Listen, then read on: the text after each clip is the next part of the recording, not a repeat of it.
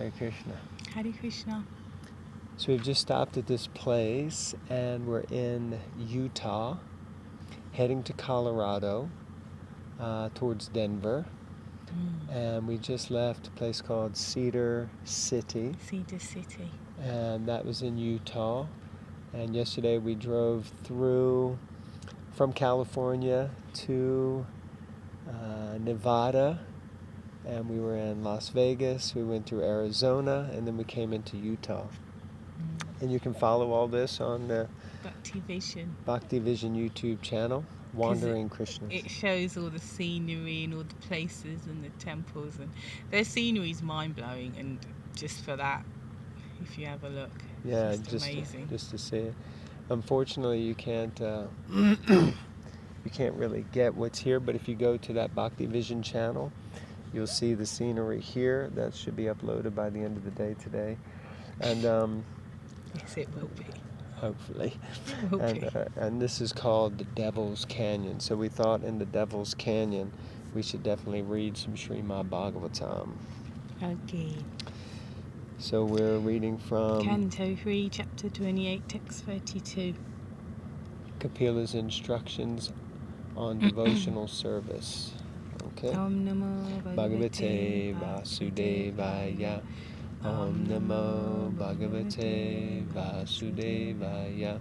Om Namo Bhagavate Vasudevaya. It's 3 different levels.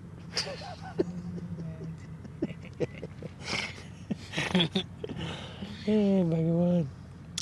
Verse 32, a yogi should similarly meditate on the most benevolent smile of Lord Sri Hari, a smile which for all those who bow to him dries away the ocean of tears caused by intense grief. The yogi should also meditate on the Lord's arched eyebrows, which are manifested by his internal potency in order to charm the sex god for the good of the sages. Purport: the entire universe is full of miseries, and therefore the inhabitants of this material universe are always shedding tears out of intense grief. Amen, brother and sister. There is a great ocean of water made from such tears, but for one who surrenders unto the Supreme Personality of Godhead, the ocean of tears is at once dried up. One need only see the charming smile of the Supreme Lord. In other words, the bereavement of material existence immediately subsides when one sees the charming smile of the Lord. That's so nice. Yeah, so nice. So you can, like, if you come to see the deity in the temple, and then he's just always smiling, and it's almost like a calming, like, okay, you know, because you can't be a bad day or this happened or that happened, but the lordships are just, it's almost like an instruction that just remain like us, just remain equipoise, just remain, it's all cool, you know. It's fine, it's fine. Remain blissful. I remember when I was remain blissful at all costs. I didn't generally complain to my spiritual master about life in general, but I was always amongst ladies that did for some reason, like in meetings. And one time, rare occasion, I did, and he started laughing. I thought, oh dear, I just told you how dreadful it is at home and that, and you're laughing. And this before I was married. And then, just to clarify. Thanks for that clarification. And I remember he just laughed and he said, Mataji, it will be okay, you know. And then I was like, huh? But what was interesting was, from that meeting onwards, it was a turning point and it was completely okay. Wow. It was really interesting. It's really interesting. And it just reminded me of the way it's just, the spiritual master, pure devotee, or the Lord, they're just peaceful and smiling, and they see it on another. We just get entangled in the lower stuff, you know, he said, she said, this and that, and they just, obviously above all that, there's nice instruction. Very nice. It is stated in this verse that the charming eyebrows of the Lord are so fascinating that they cause one to forget the charms of sense gratification. The conditioned souls are shackled to material existence because they are captivated by the charms of sense gratification, especially sex life. The sex god is called Makara Dwaj. Makara Dwaj. The charming brows of the Supreme Personality of Godhead protect the sages and the devotees from being charmed by material lust and sex attraction. Jamunacharya, a great acharya, said that ever since he had seen the charming pastimes of the Lord, and the charms of sex life had become charms of sex life had become abominable for him, and the mere thought of sex enjoyment would cause him to spit and turn his face. Thus, if anyone wants to be aloof from sex attraction, he must see the charming smile and fascinating eyebrows of the Supreme Personality of Godhead. Wonderful. Yes, the material world is perpetually trying to captivate us. And as Prabhupada often would say, that the whole material world is going on simply by this sex desire. Mm-hmm. And it's such a powerful force. And Krishna's eyebrows. Simply. And I've heard places that his brows are like the bow and his eyes are like the arrows. And when you look at him, those eyes, they fire these arrows of pure love, these loving glances into our heart, and that eradicates the propensity of lust and lustful desires. So like that. Very nice. I also heard in relation to Shamunacharya, I think it might have been my spiritual master saying that because sometimes there can be this false renunciation or sex is bad or don't think of it or da, da, da. And then the point was made that Prabhupada, when he talks about this, it says the mere thought for Yamunacharya, it's like when I think of it, I don't appreciate, I'm not into it. Yeah. So the point was made, it's not that it doesn't come in your mind. It doesn't mean that we don't get weakened by it or it's not blank sheet. You're not a robot. Things, you get attracted by this or this or this. Even if, for example, if you're on a diet, it doesn't mean, so I do not think of like cheesy pasta or strawberry cheesecake, 3 scoops of ice cream.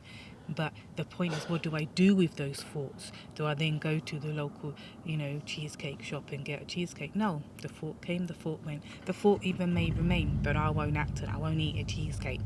And that was, my Guru Maharaj didn't use that example. That was my example. But his point was, it does come, it's not that it wasn't in the mind of Yamunacharya, coming and going. I'm not saying he's thinking it all the time. So the thought was there, but he didn't act on it. He was like, yeah, what? I ain't into it. But his capacity for acting also wasn't, or his capacity for not acting on the thought isn't just driven by a mere determination. It's driven by the fact that since he's come in contact with Krishna and Krishna's pastimes, and I guess you could say specifically from this verse, since we've seen the lotus-like eyes and eyebrows of the Lord, then we know a higher pleasure. Even if a thought comes, then it's like, oh, that's terrible. And you just want to spit.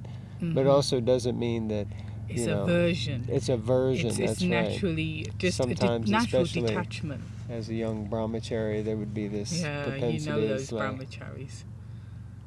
Isn't it? It's true, man. They go through that, and you're like... Well, it's not just everyone. But no. so then, yeah, you want to spit on the object of your desire or of the sense gratification. But that's not the point either, because it's not coming from the object. The object is simply an object. The thoughts or the allurements are coming from the nasty stuff that's in our heart. So, and that's the process of bhakti diminishes all of that. Okay, so we'll read one more because we got to get on the road again. Yeah. Okay. All right, text 33, right? 33. With devotion steeped in love and affection, the yogi should meditate within the core of his heart upon the laughter of Lord Vishnu. The laughter of Vishnu is so captivating that it can be easily meditated upon. When the Supreme Lord is laughing, one can see his small teeth, which resemble jasmine buds, rendered rosy by the splendor of his lips. Once devoting his mind to this, the yogi should no longer desire to see anything else. Such a nice description. Yeah, wonderful. Purport.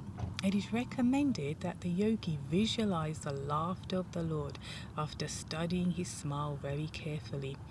These particular descriptions of meditation on the smile, laughter, face, lips, and teeth all indicate conclusively that God is not impersonal. It is described herein that one should meditate on the laughter or smiling of Vishnu. There is no other activity that can completely cleanse the heart of the devotee.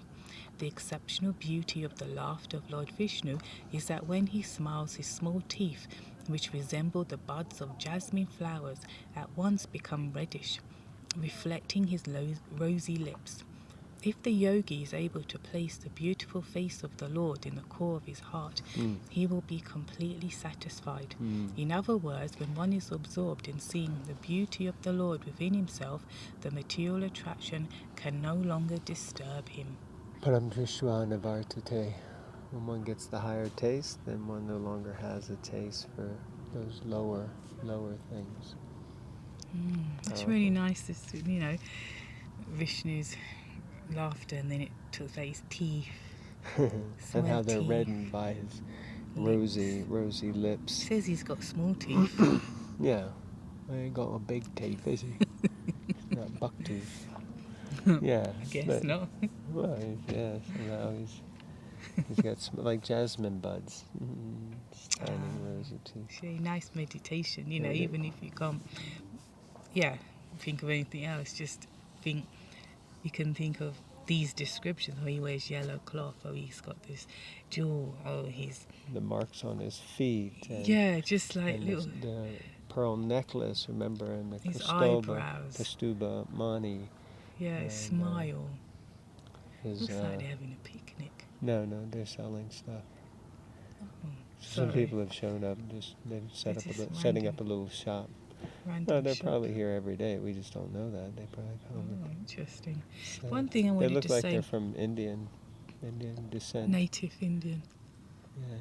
One thing I want to say before we sign off, and I don't know if you remember the name, but we met, and you may be watching this. Oh yeah, Maheshwara Prabhu. That's it, Maheshwara Prabhu. We met Maheshwara Prabhu in ISKCON Las Vegas yesterday, and unfortunately our conversation got cut short, but it was lovely to meet you, and wonderful sincerely wishing you all the best in your Actually, that reading, just so everyone knows, that reading that we did in Las Vegas Temple with Shri Radha Govinda and Shri Nitai, he was, Maheshwar was in Prabhu, he was in the temple room, and he just sat down and he listened the whole time. And at one point I was going to try to involve him because I could see he was really listening, but then we also didn't want to disturb his meditation because he was in the temple room. But afterwards we found out that he came in touch with devotees first in Ireland when he was around 11, and then he came in touch with devotees again in the mid-80s in London. He was living in Elephant Castle. And I wanted to say, but because we're in a temple, that's my neck of the woods, south. I'm from Tooting. South London. Tooting, so you may know that. and then somehow he came to Las Vegas, and interestingly enough, he was saying what I described at the end about how people can come there and fall into deep distress, and he found himself in distress, and he remembered back to when he contacted the devotees when he was a young man, and in Elephant Castle, and he felt that higher power. And because of that, he looked and he found that there was a temple in Las Vegas, and thank goodness to the devotees. And Maheshwar Prabhu, if you're watching, if you could remind us, I remember I thought I remembered the Mataji's name. I was going to say it's... Which one? The one we met? The ones who set up the temple initially. Karunamai? I'm sure or the Mataji was Karunamai. Okay, yeah, maybe. And the husband, I don't remember, but if you remember, well, obviously you know. Yeah, please write their name down here and tag them if you can. Anyway, God bless them for deciding to set up the temple and creating that oasis. And now it's thriving, and we were told that they're planning to expand the temple and Get open it big more. deities, Get bigger, big deities, full-size. full-size Gaur Nitai, full-size Radha Krishna, full-size Jagannath Baladeva Yeah. Subhadra in the middle of Las Vegas. So, Yeah. so Maheshwar, thank you. That's really wonderful. And also, I don't know, Yeah, it was she really probably nice won't to watch, meet but we you. also met a lady from Vancouver after that, Damodarati Mataji. Yeah. And yeah, so. Yeah, it was. Okay, she's from Vancouver. If anyone knows her and you want to tag her, and there you go. Okay, let's stop now and get back on the road. Thank you all Yeah. very much. It's Thank just you nice for to have a little watching, break and read the Bhagavatam in such a scenic, beautiful place, and it's so quiet. It Apart, is. apart from the us. cars and us. But we're speaking the glories of the Lord, so that's all perfect. Yeah. So, yeah, we'll catch you Okay. in the next one in Denver. Hare Hare Hare. Krishna.